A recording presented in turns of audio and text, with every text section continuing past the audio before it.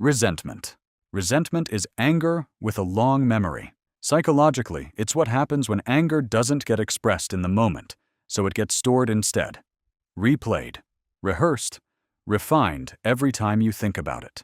It usually comes from a sense of unfairness that was never resolved. Someone took credit for your work, a friend canceled on you one too many times, a partner made a promise they never kept. You didn't say anything then, so your mind keeps saying it now, quietly, on a loop. Neurologically, this repetition strengthens the emotional memory tied to the event, which is why old grievances can still make your chest tighten years later. Resentment isn't really about the past. It's unfinished business your brain refuses to file away, because somewhere inside, it's still waiting for an apology that may never come. Indignation. Indignation is anger with a conscience. It shows up when you witness something that violates your sense of right and wrong. Not when you're personally wronged, but when anyone is. This is why watching someone get treated unfairly in line at a coffee shop can trigger the same reaction as if it happened to you. Psychologists tie this to our evolved sense of fairness, a survival mechanism that once protected group cooperation. Your brain doesn't just process the injustice, it rehearses how you'd intervene, activating regions tied to both empathy and judgment simultaneously. That's why indignation feels almost righteous, like your anger has a purpose, but there's a fine line between standing up for what's right and using outrage as a shortcut to feeling morally superior, which is exactly where our next emotion begins. Contempt. Contempt is anger that has stopped trying to fix anything. Where frustration wants change and resentment wants acknowledgement, contempt just wants distance. It's the eye roll, the smirk, the internal thought that someone isn't even worth arguing with anymore. Researchers who study relationships consider contempt one of the clearest warning signs that connection is breaking down, because it signals a shift from "we disagree" to "you are beneath this conversation." It often develops after repeated disappointment, when your brain decides that engaging is no longer worth the energy. Think of the coworker whose excuses you've stopped believing, or the family member you've quietly written off. The mind isn't angry anymore in the loud sense. It's angry in the cold sense. And cold anger is much harder to repair than the kind that shouts. Passive aggression. Passive aggression is anger wearing a disguise.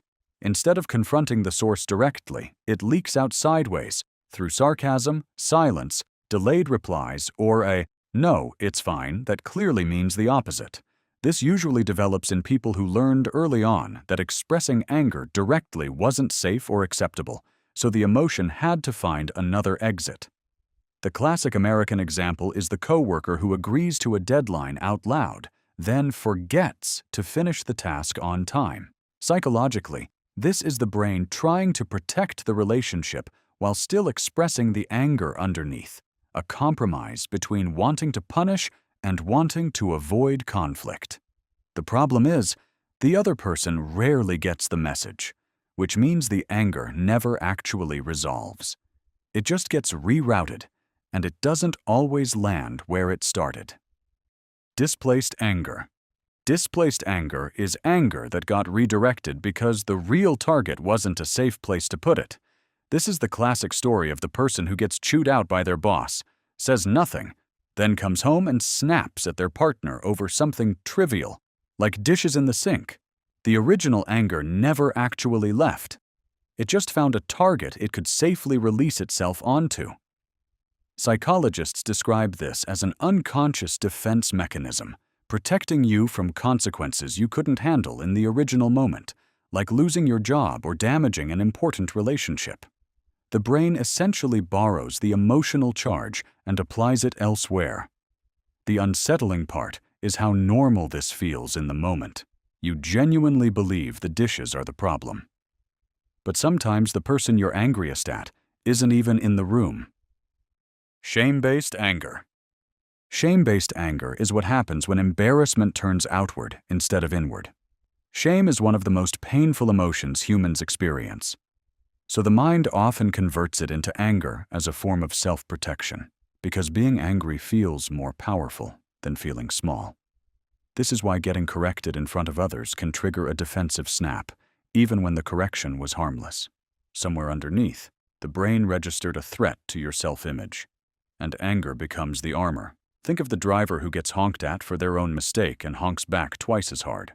Psychologists call this a secondary emotion, because the anger isn't the real feeling. It's a mask for something more vulnerable underneath, which raises an uncomfortable question. How much of your anger is really about something you don't want to feel instead? Envy-driven anger. Envy-driven anger is anger born from comparison. It emerges when someone else's success, appearance, or opportunity makes you feel like you're falling behind. And instead of admiration, the mind produces irritation. This is deeply tied to social comparison theory, the idea that humans constantly and often unconsciously measure themselves against others to gauge their own standing. Scrolling through social media and feeling a flash of annoyance at someone's vacation photos or promotion post is a modern, everyday version of this. The brain isn't really angry at that person. It's reacting to a perceived gap between where you are and where you think you should be. This kind of anger rarely gets expressed directly, because admitting envy feels embarrassing. So instead, it shows up as criticism, distance, or quiet resentment toward people who are, quite simply, thriving. Suppressed anger. Suppressed anger is anger that never got permission to exist. Some people grow up in households where expressing anger was punished, dismissed, or simply unsafe, so the brain learns to bury it instead of processing it. Over time, this buried anger doesn't disappear. It resurfaces as anxiety, fatigue, irritability, or even physical tension, because emotions that aren't released still demand somewhere to go. This is the person who insists they're fine, while their jaw is clenched and their patience is razor-thin.